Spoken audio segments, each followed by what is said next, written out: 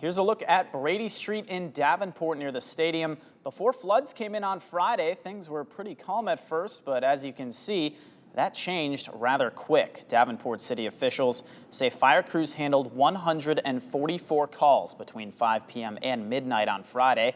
They say some callers were in flooded cars and basements, others reporting downed power lines and blocked roads. Officials say no serious injuries from those storms were reported. And hundreds of people in the Quad Cities are still dealing with the aftermath of those storms and flooding. The Quad Cities Community Foundation opening its Disaster Recovery Fund Saturday afternoon. Today, Emma Bucher spoke with staff about how the fund gets distributed and how money contributes to recovery efforts.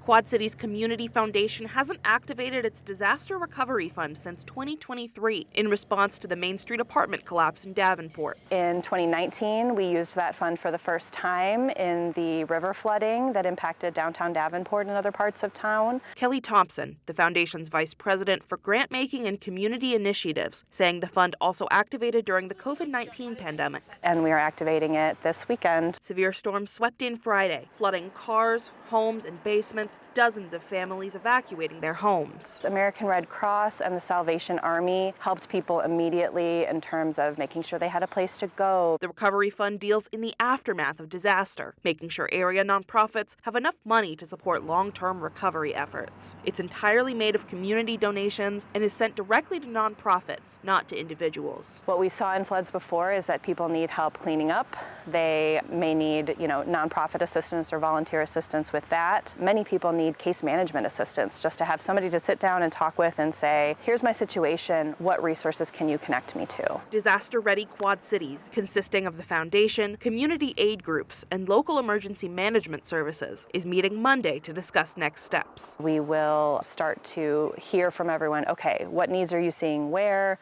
are we going to need to start directing resources, both in terms of dollars from the fund, but also volunteers, physical donations, case management. Thompson says if you need immediate help, call the American Red Cross. Emma Bucher, WQAD News 8.